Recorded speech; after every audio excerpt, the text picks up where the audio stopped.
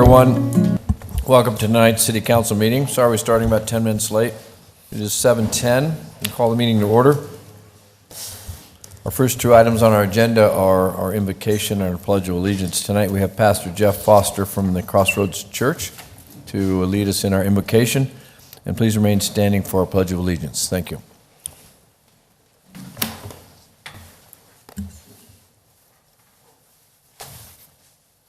I got permission from the mayor to address everyone here. So I have my back to you all, but this is addressed to everybody. I'm asking that we consider an urgent prayer for our nation. And it doesn't take long for us to see that our country and our world is in serious trouble. Every day we hear of reports of growing crime, lawlessness, and violence. So what do? In your quiet time, I encourage you to pray for our leadership at all levels of government, that you pray for our first responders, our schools, our churches, our city, our council member. Pray for our families. Husbands, pray for your wives. Wives, pray for your husbands. Parents, pray for your children, grandchildren, and great-grandchildren. And if there were young people here tonight, I'd be asking them to pray for their parents and their grandparents. I believe in the power of prayer, and I trust that you do. So in closing, Heavenly Father, guide the city council members this evening. Give them discernment, give them wisdom, give them encouragement, give them new insights as we enter this new year of 2024. Bless their families, protect them, guide them, strengthen their faith, hope, and trust in you, Lord. We thank you for the leadership that's here present this evening. Bless this time. We thank you in Jesus' name. Amen. Amen. I pledge. I pledge allegiance to the flag of the United States of America and to the republic for which it stands, one nation, under God, indivisible, with liberty and justice for all. Thank you, Pastor Jeff. Thank you, Pastor Anthony. All right, let the roll call show that all council members are present. So noted. We have the minutes, item number C on the agenda tonight. Mr. Mayor, move to approve the minutes of the council regular meeting of January 2nd, 2024. Also accepting minutes of the Arts and Humanities Commission meeting of December 5th, 2023. Consider accepting the Casa Grande Planning and Zoning Commission minutes of December 7th, 2023. Second. All right, I have a motion and a second. All those in favor signify by saying aye. Aye. Any opposed? All right, the minutes are approved. Claims against the city, item D. Mayor McFarland, I move to accept and pay the claims dated December 27th, 2023 through January 9th, 2024 as presented. Second. All right, I have a motion and a second. All those in favor signify by saying aye. Aye. Any opposed? All right, the claims are approved. Our next item is item E, which is our meeting agenda. I do have one change. We have an executive session tonight, so I'm going to move item N, which is our reports, to just before item M, which is our executive session. Are there any other changes, Mr. Raines? We have none, Mr. Mayor. Anyone on the council? Any changes? All right, then I'll entertain a motion to approve as amended. So move. Second. Motion and a second. All those in favor signify by saying aye. Aye. Any opposed? All right, meeting agenda is approved as amended. All right, next is our consent agenda. All items with an asterisk are considered routine matters and will be enacted by one roll call vote of the council. There'll be no separate discussion of these items unless a council member or member of the public so requests, in which event the item will be removed from the consent agenda and considered in its normal sequence of the agenda. Is there anyone on the council who wants to remove anything from the consent agenda? No. Anybody from the public? All right, seeing none, then I will call Mayor for... McFarland, I would move for approval of the consent agenda as presented. Second. All right, I have a motion and a second. Gloria, can I please get a roll call vote? Councilmember Lavender. Yes. Councilmember Huddleston. Yes. Councilmember McBride. Yes. Councilmember Fitzgibbons. Yes. Councilmember Herman. Yes. Mayor Pro Tem Edwards. Yes. Mayor McFarland. Yes. All right, we are now at item H, which is our public comments section, and this is an opportunity for the public to address the council. I would ask that you approach the podium and state your name and your address for our records, and please keep your comments to 3 minutes, and also understand that this is not an agendized item, so we cannot make comment on it. So, please.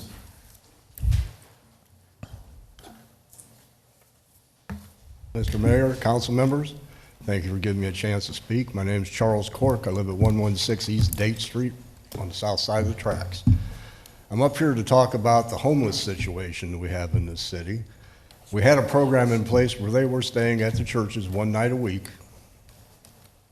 That hasn't happened for the past 3 months. Something broke. What we really have in this town, besides a thing to help the homeless, is we have an enabling program. We feed them, we help them a little bit, but we don't help them get back on their feet. What we desperately need is a facility where the person can walk up, talk to a counselor, be evaluated. They can say, you have a substance abuse problem, you have a mental health problem, or you just have fallen on bad luck, and address that issue properly. If they have a substance abuse problem, put them in a program where they can deal with it. If they have a mental health issue, get them some care. If they need a chance to reset, provide that for them. Give them a safe place to sleep, a place to stay, not a free ride, not a free load, not a vacation plan, but a get you back on your feet plan. And I've seen that done in a couple of different places. It's something I feel quite strongly about because I am a member of a Crossroads church and I have helped take care of the people. I spend all night with them when they're up there. And one night it hit me as I was sitting there listening to all these people snore. It was like a Three Stooges movie. I mean, it was incredibly loud.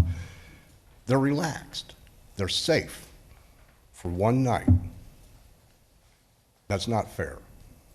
That's really not fair. We have all kinds of private individuals trying to help. We have some public individuals trying to help, but there's no coordination between. So I would really like to ask the city to consider trying to provide a facility where we could put people in and let them reset themselves.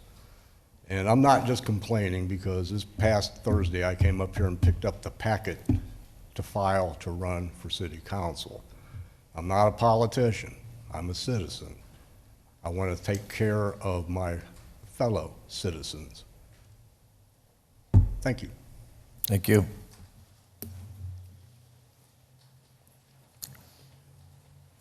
All right, is there anyone else who would like to address the council?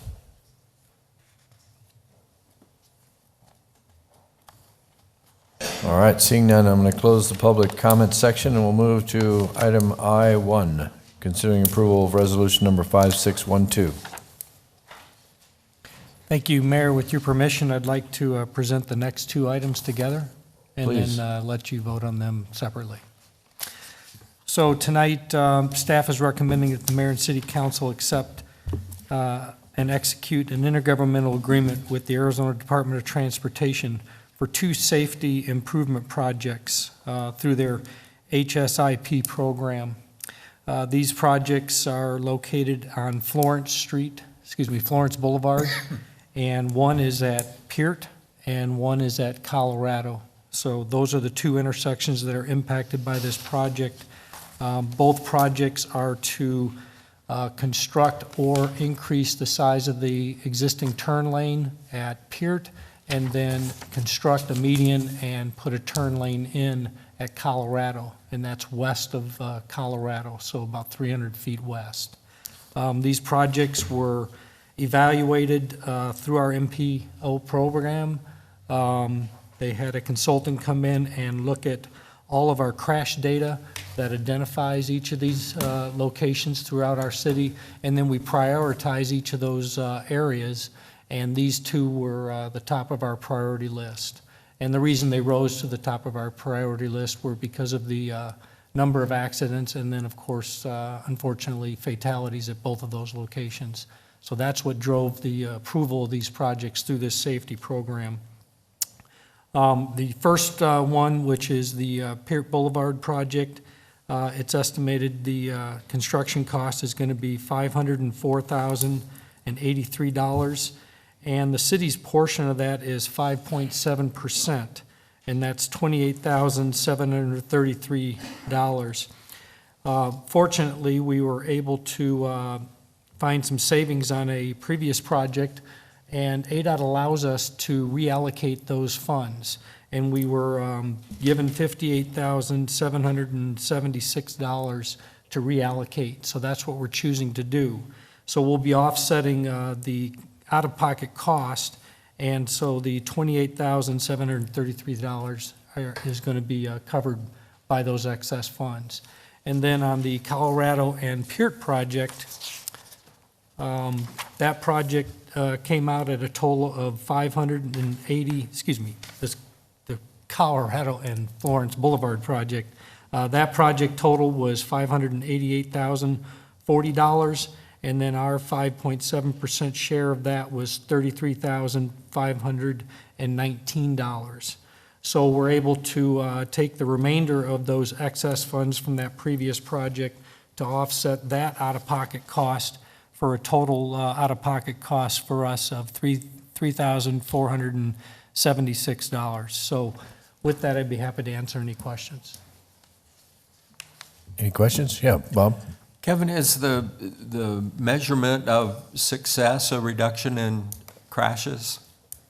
Well, obviously, it's going to reduce crashes, and most importantly, hopefully eliminate the possibility of fatalities, or if there are accidents, they'll be less severe. And that's what we find without that median control throughout that entire Florence Boulevard, we have increased accidents, the jaywalking. There's a lot of different factors that weigh into that. And they do a detailed evaluation of the cost benefit of making these improvements, and then hopefully the outcome of those improvements. And they saw real improvements as a potential, and that's why they approved these projects. Okay, I appreciate that. Thank you.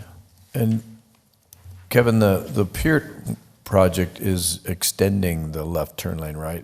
Yeah, the because median- it already exists. The so median currently exists, so they'll be extending that, and I can't remember the exact distance. like we did it on Treckle. Correct, on we did that Cottonwood. one in-house. This will be ADOT doing that Okay. project for us. Okay. Matt? Kevin, I know that we had outreach online. We talked about it, and I was wondering what kind of responses you got for that.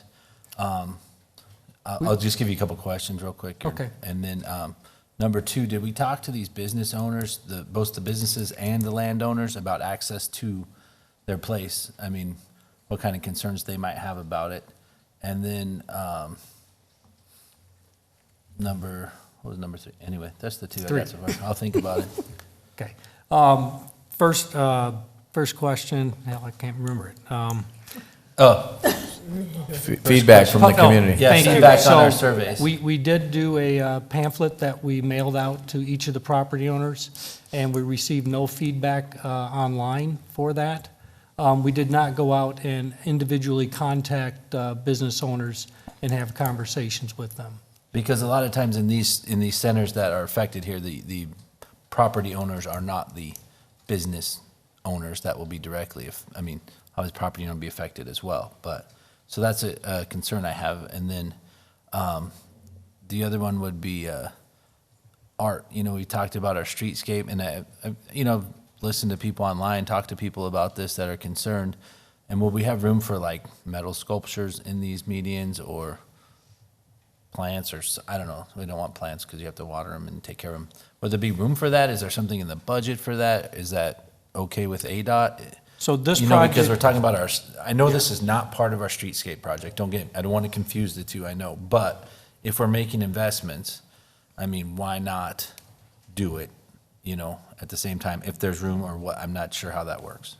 yeah, so these will be hardscape projects, so very similar to the median that was constructed as part of the Lowe's project in between Potty Bomb and Peart.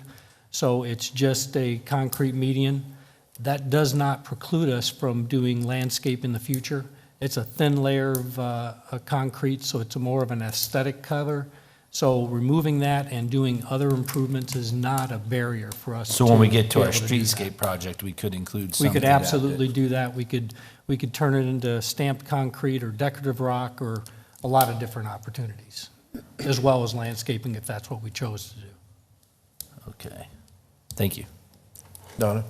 Kevin, I have a question on the Florence Boulevard and Pert Road, because traveling that road, and I know we've had a lot of concerns and complaints about the traffic, especially before and after school. Did they talk about how this was going to impact? Because, I mean, I go through there all the time, and I think that that's part of the issue of that traffic in that area. My concern is because of that school, even though it's not on Florence Boulevard, there'll be 20, 25 cars backed up, going into Pert Road on that. And that's my only concern, is how we're going to navigate that a little bit during that construction. Well, clearly during construction, obviously, we'll work with ADOT to try and time that construction so that it has the least amount of impact on the traveling public. On Florence Boulevard, unfortunately, that's very difficult to find a moment like that during the year. So if we're able to schedule that during the summer, obviously, that's what we'll push for and try and get out of when we have all of our winter visitors here.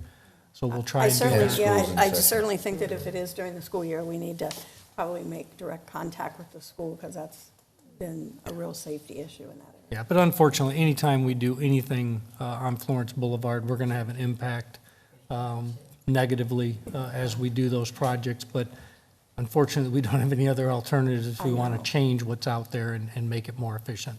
But these projects will help improve the efficiency of that intersection, especially that eastbound to northbound movement. We'll have more queuing opportunity, and then hopefully with some improvements, tweaking of that traffic signal, we can impact that traffic in a positive way. Okay, all right, thank you. Anyone else? I had one more, specifically. You're only allowed two. Thanks. He originally said 3. Yeah. So, He covered himself. On the, always, on the Colorado one specifically, it looked like the median I don't know if this is probably to scale since it's from your engineer, you guys do it over there. There was one about the 300 feet in the new part. I'm trying to pull it up again here. yeah, so the total median improvement is about 500 feet, 300 feet of center median, and then 200 feet of turn lane is the way I looked at that. And, I hope that's accurate. So, yeah, But I don't know if that drawing was as accurate as it Here's my probably concern could be. about looking at this drawing is that, so the last few feet, if you're going westbound on Florence and want to make a left into the center with Papa John's and the Chinese food restaurant and the tire shop, it's blocking the westernmost entrance. So I was wondering if that could be a left turn lane, or if we have to do it how ADOT says. You know what I mean? Right now, there's no left turn lane designed for that. People going into that center, if they're westbound, they would make a left turn at the intersection and then enter that project from there, off of Off of Colorado, yeah. I was just wondering if that's possible to make It does not preclude us from doing that in the future, as long as we have an engineering study that shows that we're able to safely do that. Those types of improvements haven't been considered at this point, but as we move forward with potentially future improvement projects along that corridor, we'll be looking at where those access points should be and where they can be safely installed. because that's the only one that would, it's a better turn lane, and that's the only one that would really, I think, be affected mostly, but the rest of it. But I'm just interested to hear from them. I know we can vote on this tonight, and we still have to come back and get a second read. And we can always do additional outreach, and at any time in the future before this project starts, if we decide to change our mind, we can always back out. So Okay. 'Cause this I really want to hear enables- from the business owners. This just to enables make us sure. to get the grant funds secured And then if we reach out and there's outcry not to do this, then we can bring that back to you. Great. So we'll do a handout, the pamphlets to the actual business operators, not owners, if that's what the case is, and we'll make sure we get that. Because to you. someone owns that strip center, I'm sure, right? And then you have about 6 people that operate a business in that strip center, so they'll be more affected. But I just want to make sure that everyone's heard. But as far as the safety aspect, I like, it's very important. And if we have the data to back that up, obviously the state and you and your department did that. So looking at Dwayne back there, I'm sure he had a big part of it. Thank you. But I think that would be a good thing. So, because I haven't heard too much complaints, but I just want to make sure that we're good at it and that we can put the art in there as well when we do our streetscape. So. Well, we're very fortunate to have the MPO in place, and this gives us that particular access to those safety funds, which we didn't have before we had that MPO in place. So this is a great This is going program, through the and we've taken advantage of it on 5 or 6 different projects now. Good. And thank you for bringing that up, too, after we had our report tonight. So. Yeah. All right. Anyone else? All right, seeing no other comments, then I'm going to call for a separate resolution on these two. So I-1 is Resolution 5612.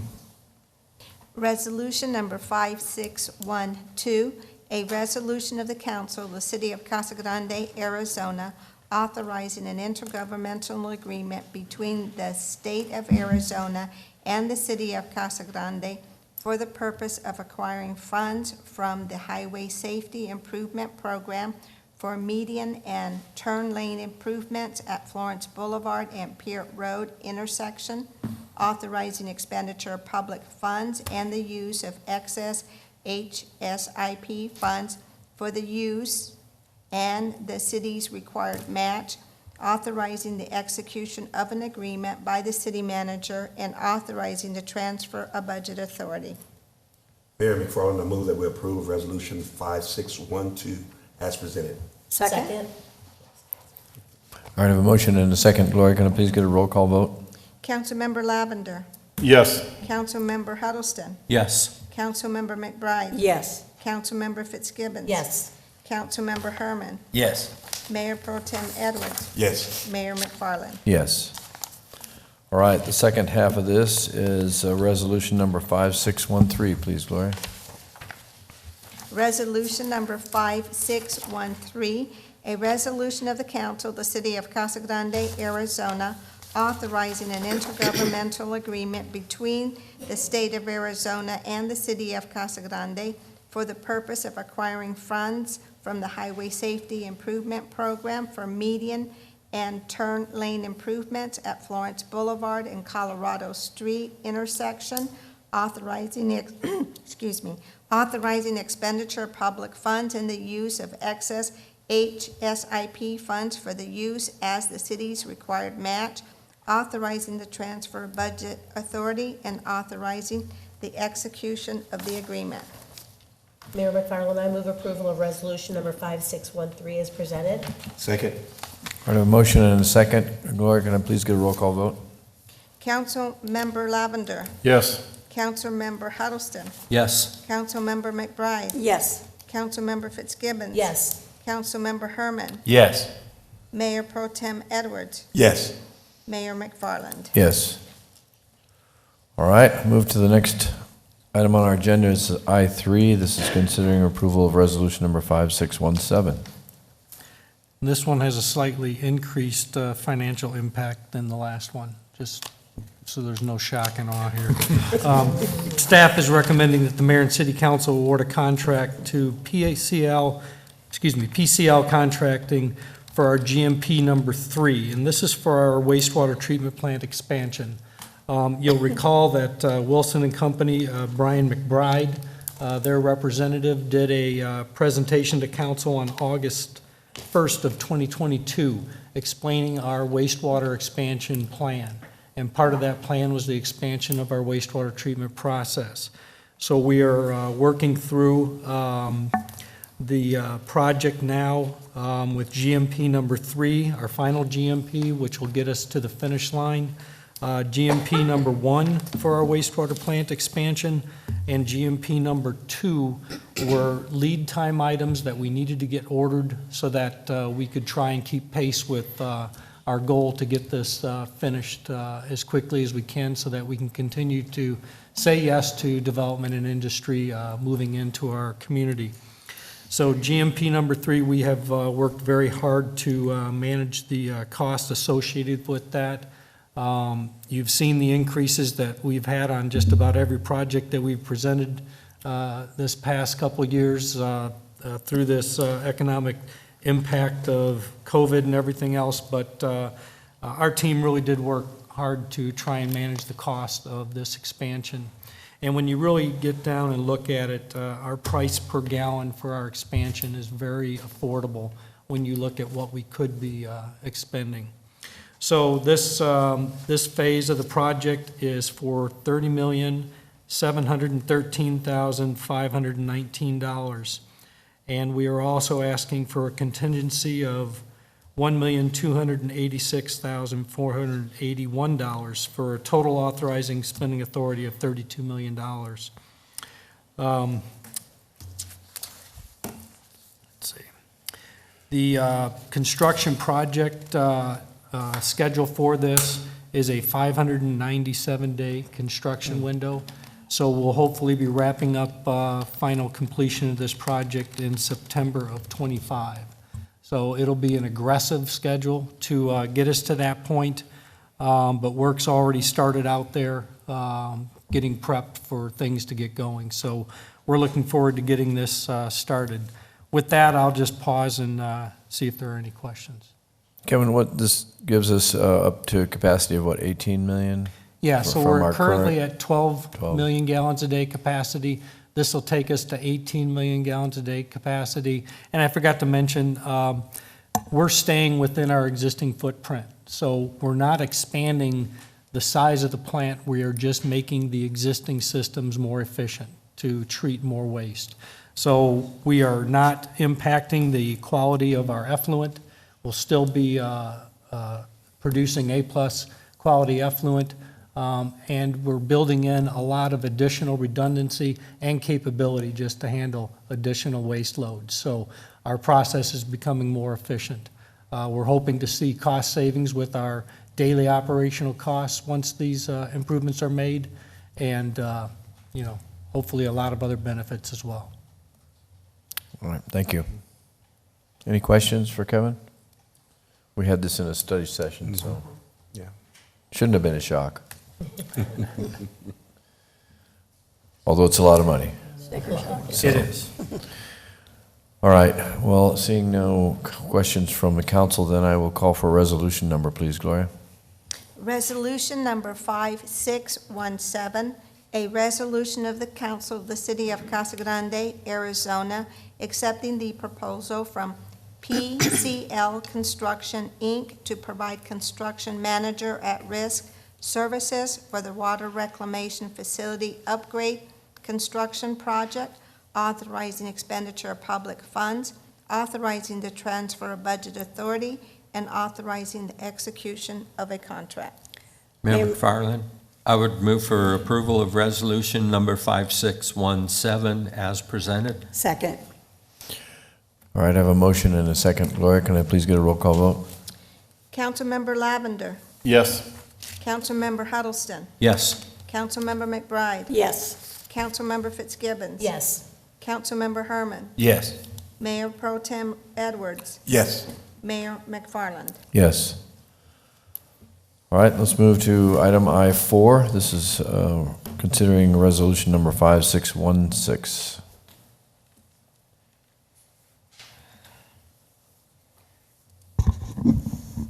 Mayor and members of the council, the approval of this resolution is a request to approve the procurement of replacement computer hardware using a NASBO Value Point Master Agreement. IT has reached the 5-year point of its computer replacement program and has conducted hardware assessments of the computer equipment scheduled for replacement. The Finance Department, Planning and Development, Police, and Fire are the departments that are slated to have computers replaced in fiscal year '24, in accordance with the agency-wide computer replacement program. IT engaged planning and development and finance to identify any changes that should be made to departmental asset counts, allocations, and overall technical capabilities. Enterprise software implementations such as the Tyler Technologies Enterprise ERP Munis system were also taken into consideration. Quotes have been received for the replacement of finance and planning and development computers in the amount of $74,135 for both departments. In addition to the approval of the contract, staff is requesting authorization to procure additional replacement computer equipment for the police and fire departments up to $212,296, which is the remaining operating budget authorized for computer replacement in fiscal year '24. The total authorized spending threshold for fiscal year '24 was $386,750. The same procurement process applied to planning and development and finance will also be extended to public safety. I can answer any questions you may have. Questions? All right, seeing none, thank you. Seeing none, then I'll call for resolution number, please, Gloria. Resolution number 5616, a resolution of the council of the city of Casa Grande, Arizona, accepting a proposal from SHI International Corp. For the purchase of computer hardware, authorizing expenditure of public funds, and authorizing execution of a contract with or purchase order to SHI International Corp. Mayor McFarland, I move that we approve Resolution 5616 as presented. Second? All right, I have a motion and a second. Gloria, can I please get a roll call vote? Councilmember Lavender. Yes. Councilmember Huddleston. Yes. Councilmember McBride. Yes. Councilmember Fitzgibbons. Yes. Councilmember Herman. Yes. Mayor Pro Tem Edwards. Yes. Mayor McFarland. Yes. All right, we'll move to item K, which is our next item on our agenda. These are ordinances and resolutions and other matters or subjects requiring action by the council. Our first item is item K1, considering a resolution number 5619. Good evening, Mr. Mayor, members of council. This resolution would establish a policy for the allowing the implementation for maintenance improvement districts. If you'll recall, we briefed council on this topic, I believe, at your November 6th study session. But to refresh your memory, the purpose of a maintenance improvement district really is to create an insurance policy to protect us in the event that a homeowners association would fail. Specifically, homeowners associations associated with the residential subdivisions, and the maintenance improvement district could step in and help guarantee that the drainage facilities, the subdivision level drainage facilities, such as drainage channels and retention basins, would continue to be maintained and function. The maintenance improvement district could ensure that the perimeter walls to these residential developments were maintained and the perimeter landscaping was maintained, which is of course important to maintaining a good image for the community. Again, this would be a fail-safe and only used in the case of a failure of a HOA and where the staff could not, work with the residents to make sure that the HOA stayed functioning within its responsibilities.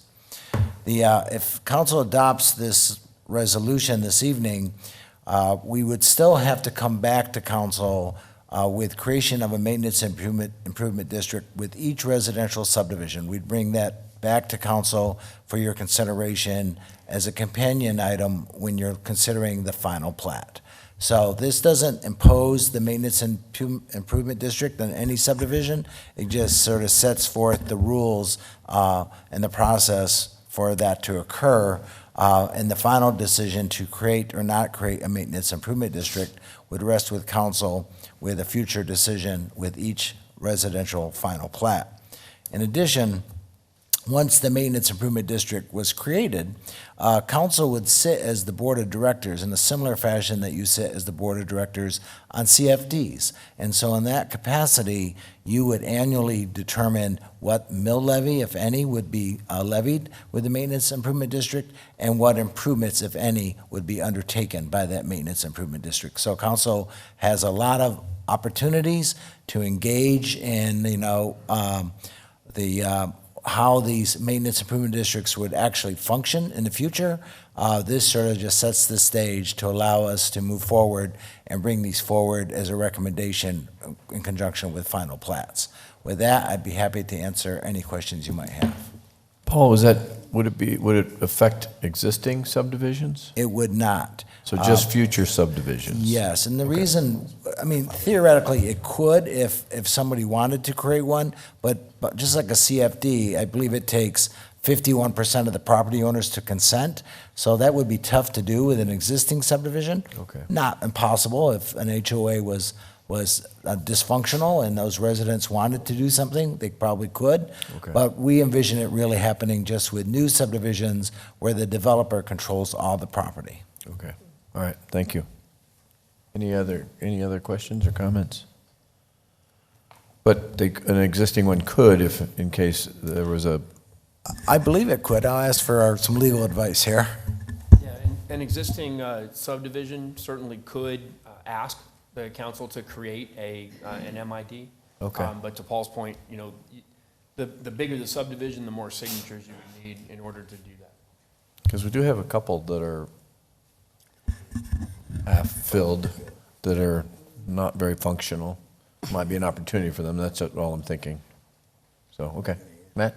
Just to be clear, the city doesn't want to go into the HOA business. This is No. kind of a last resort, and to basically keep up probably drainage flows and landscaping and stuff like that, right, would be probably the main. Yes, this would be a last resort for us to have to actually activate. I just want to be clear that it's not something we want, it's just kind of in case something bad happens. It's our insurance policy. Yes. That's correct. Fail safe. I was Fail just safe. curious if there are any failed HOAs. I mean, you There said are. there's a few that, okay, there are. There's one I Okay. know of, for Okay. sure.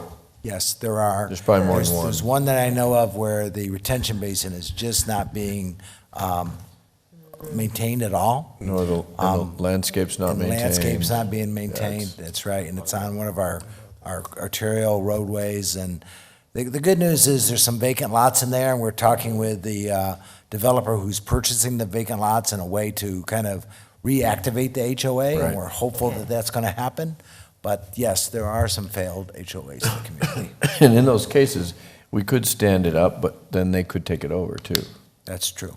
so. It may be just to your point, a fail-safe situation where, For us. yeah, okay. Any other questions or comments? Thank you, Paul. Thank you. All right, seeing no other comments, then I will call for a resolution number, please. Resolution number 5619, a resolution of the mayor and council of the city of Casa Grande, Arizona, declaring as a public record and adopting the city of Casa Grande Maintenance Improvement District policy for subdivision development. Mayor McFarland, I move approval of resolution number 5619 as presented. Second. Oh, Sorry. didn't hear that over the cough. Sorry. All right, I have a motion and a second. Gloria, can I please get a roll call vote? Councilmember Lavender. Yes. Councilmember Huddleston. Yes. Councilmember McBride. Yes. Councilmember Fitzgibbons. Yes. Councilmember Herman. Yes. Mayor Pro Tem Edwards. Yes. Mayor McFarland. Yes. All right, the next item on our agenda is item L1. This is a public hearing and land on biennial certification of the land use assumptions. That's a mouthful. Mayor and members of the council, this public hearing is in relation to the report on applying agreed-upon procedures regarding the biennial certification of land use assumptions, infrastructure improvement plan, and the development impact fees, commonly referred to as a biennial DIF audit. Arizona Revised Statute 9-463.05 is a statute that gives municipalities the authority to impose development fees to offset costs to the municipality associated with providing necessary public services to a development. Heinfeld Meach performed this agreed-upon procedures engagement to assist management of the city with the requirements set forth in ARS 9-463.05 G2 to provide a biennial certified audit of this municipality's land use assumptions, infrastructure improvements plan, and development fees. The specific procedures performed are outlined in the report that Heinfeld Meach issued. The report only included one finding, that there were that was a tongue twister. The report included one finding that there were variances noted for growth projections related to new housing units, new non-residential square footage, and population as reported in the land use assumptions when compared to actual results. This finding is one that is in virtually every audit or biennial report issued in all cities, as cities will never hit the projected growth numbers exactly as the development impact fee study indicates. And this is in large part due to the fact that it's based on a 5-year projection of growth based on current census data. So that's what this public hearing is for. Okay. Does council have any questions? No, just a comment that if every city, is not reaching that, then perhaps they need to relook that and take that out. All right.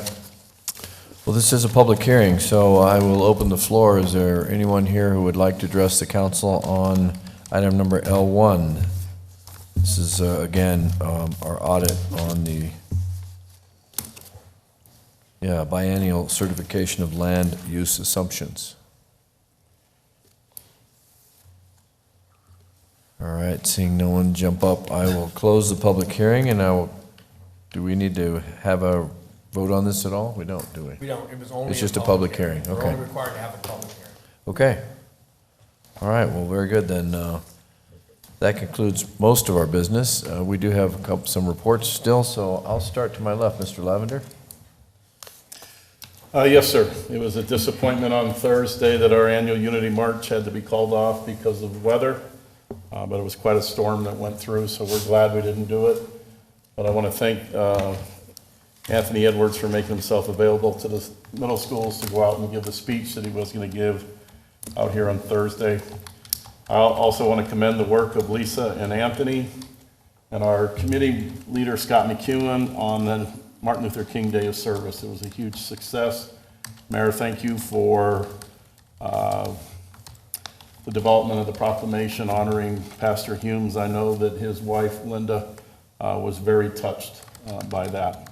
Good. It was a great turnout. We had students from all 3 of our high schools represented. The Vista ROTC program was very impressive in the work that they did on the food boxes. So just a great day.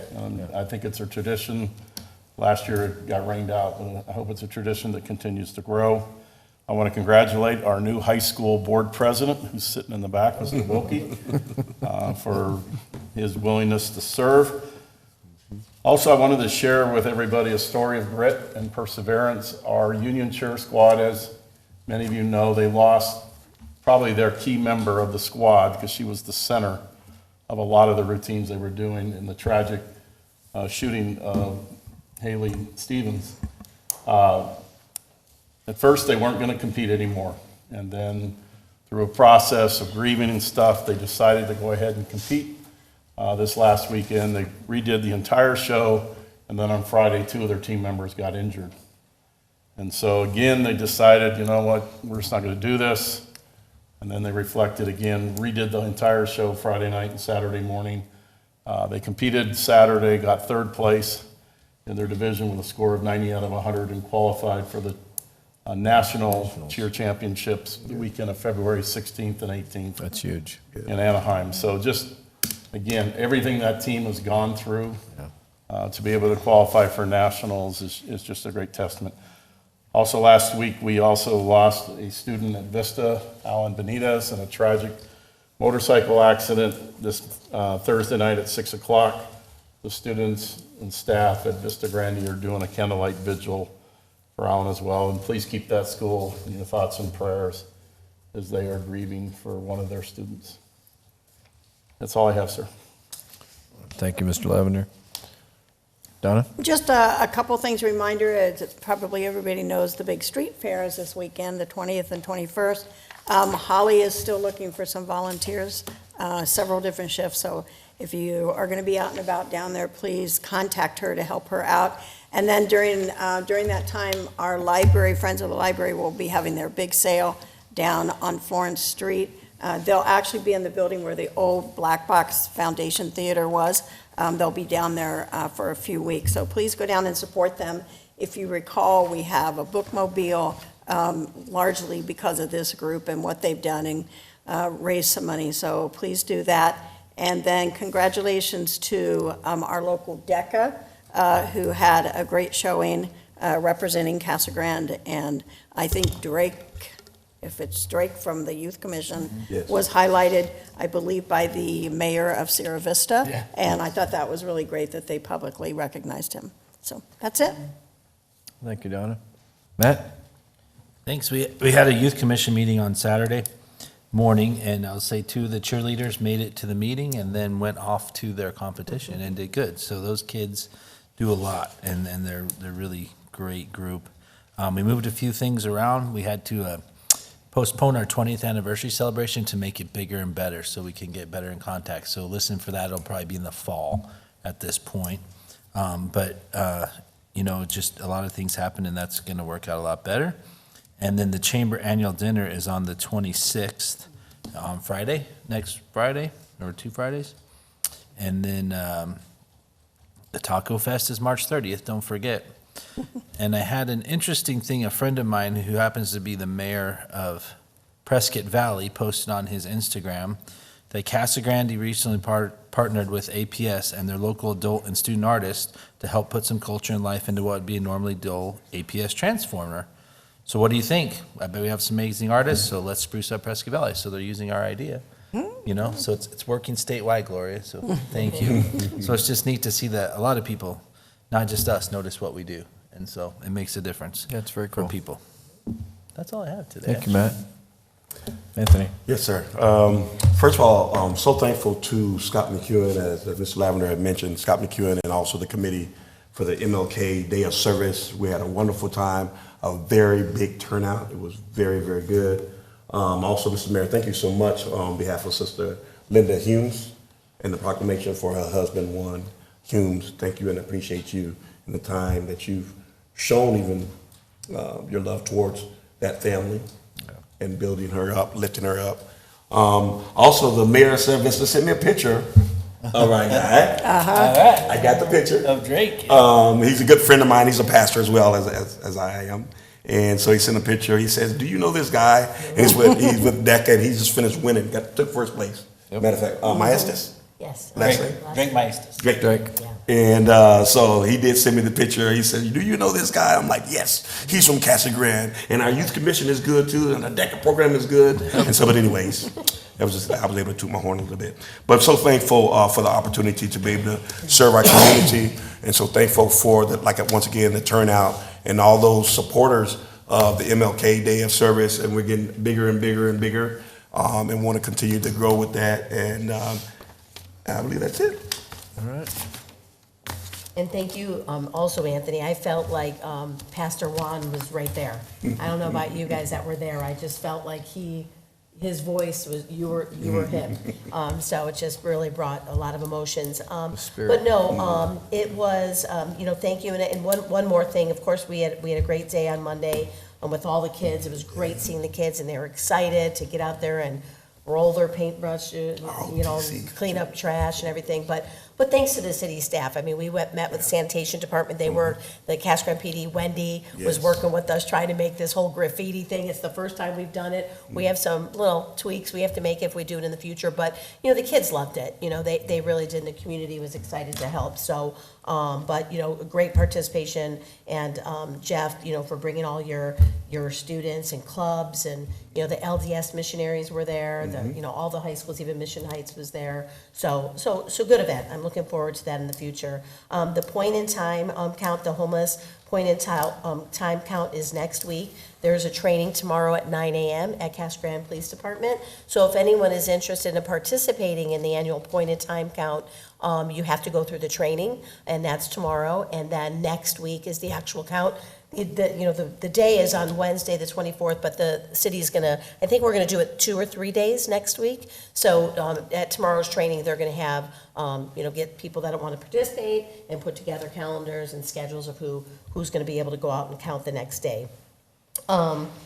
Speaking of the homeless, the Faith Alliance has been meeting on a regular basis. As you guys know, there was a pause in the I Help overnight shelter program, and that happened just before Thanksgiving. We identified a couple, we opened it, tested it, started with 4 churches, went to 6 churches, now we're at 8 churches, and we identified a gap in the vetting process, and so we have to make sure that our commitment to the churches was to make sure that everyone, the participants and the volunteers are safe. And so we've been working with the police department and our fellow partners in the Valley, the Phoenix area that do this program to make sure that we have this, all set. So February 1st, it's starting up again. It's going to 2 days a week. Started at 1 day a week. Obviously, we would love it every day a week, but, we're getting there slowly. In Tempe, it started 1 day a week, and 17 years later, they're at every day. So definitely something we strive toward, and the churches have been wonderful, and volunteers are wonderful. Again, this isn't an end-all to the homeless problem. It's a certain population that we're trying to help get off the streets and get work.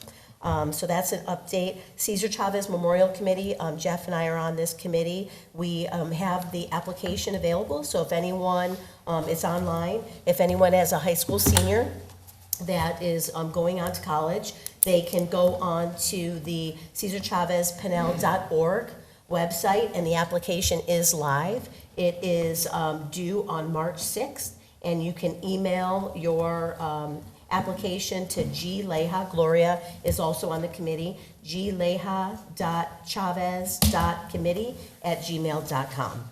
And you can, by March 6th, it must be emailed actually by midnight. Yeah, midnight on Friday, March 8th. Oh, so it's on March 8th, Gloria. So, and the presentation of scholarships will be on April 12th, and that'll be at 6 p.m. at the Neon Park. And I think that's it for me, Mayor. All right. Yeah, the only thing I have to report is that I'm going to be gone for a couple of weeks on vacation, leave on the 21st, and I'll be back on Sunday, the 4th of February. I'm going to have to miss a couple of items that I was looking forward to, and that's the Lucid ribbon cutting, I think is still set on the 24th. Yep. And the chamber dinner as well. Thank you. All right, thank you, Bob. Well, first of all, I want to wish Matt Herman a happy birthday tomorrow. Day early, ahead of time. Happy birthday. 29. Yes, was it 23 or 22? 23. 23, okay. Getting up there. All right.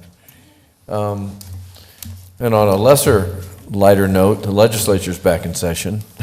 So that's becoming my full-time job now for the next 100 days. I forgot to talk about Going that. to keep on them. Also, just a little note, my granddaughter plays on the varsity soccer team, and they won last week. They beat Saguaro Tucson 5-2, and I think one of the girls got their picture on the front page of the sports section. That was pretty exciting. And that's the most wins, apparently, we're 6-2 now. They're 6-2. Most wins they've had since 2017, and they still have like 4 games left to go, so. They also won the Apache Junction holiday tournament as well. Yep, the holiday tournament, so. And they're mostly freshmen and sophomores, so this team's going to be around a while, so hopefully you'll be hearing that they're national champions in a couple of years. I'll come in especially just for that. Just for that? And we did the garbage truck art this past week, which was, I know Matt mentioned it, but we did the dedication on 6 trucks this week and met the artists. They all got an award for being selected. But not to be deterred, there will be more garbage trucks that we are going to put art on the side of. So by this summer, right, Gloria? We're going to try and do all of them. So we have a lot more trucks to put art on. So if you're interested, keep an eye on the city's website, and I'm sure that there'll be notifications coming out on when to and how to apply. As Cesar Chavez has their scholarships, Pinal 40 also does scholarships, pinal40.org. So if there are any seniors out there, or even those who are already in college, you can still apply. And it is a perpetual application, meaning you can reapply every year. And so it's about $2,000 a year. So I'd encourage anyone who knows any seniors who are looking for money to help for college and or extended, education. It doesn't have to be college. It can be welding school or something like that. So look online, again, Pinal, like the county, 40.org. And look under scholarships, and you can see the application there. Fire Station 503, vertical, really, by the end of this month? I know they're starting on the foundations, starting on the foundations. So yeah, so by the 20th, look for structure to go vertical. That'll be exciting. We're gonna have a topping off ceremony. Okay. Anyway, I think that's probably it. Oh yeah, I did want to mention and I know Matt mentioned this briefly, but the Southwest Taco Fest. Mark your calendars, March 30th. It's from 1 to 9. It's at Dave White Regional Park. It's going to be a great event. We're going to have Roger Klein and the Peacemakers there. So it's going to be a party, and it should be a great time. March 30th should be perfect weather. Yeah, so it should be a great time. And then also, if you have any friends in Chicago or St. Paul, Minnesota, have them look for about 20 billboards that are up in St. Paul and Chicago that show today's high in Casa Grande, Arizona, 70 degrees on their billboards. I think it's hysterical. Yeah, and we've already gotten some comments. So experiencecasagrande.com. This is your destination marketing organization at work. They are our tourism arm, and so we're trying to spread our wings and spread the word about Casa Grande. So some good things going on. And I want to congratulate all the winners of the Holiday Lights Festival. I know we didn't really make a big deal of it here at the council. It was put out on social media, but I did want to acknowledge the People's Choice winner was on Judy Drive, and that was Darla DeWald. So congratulations, Darla. And then the Griswold Award went to a Birch Street home, and that's Melissa Higuera. And then the Gingerbread Award went to a home on Rio Place, and that was Corey Bonencontri. Bonencontri. There you go. Thank you, Matt. So congratulations to all those winners, and great job. I think it's an amazing program that we do every year, and thanks to Gloria and her team and all really the whole streets, not streets, but the community service division and streets for the garbage trucks. Thank you, Kevin, to your team. It's a great deal. So that's all I've got. Thank you, everybody, and I'll call for a move to executive session, please. So moved. Second. Motion second. All those in favor? Aye. Any opposed? All right. We will stand adjourned for a couple minutes to clear the room, and then we'll move into executive session. Talk to that guy, can I? Yeah.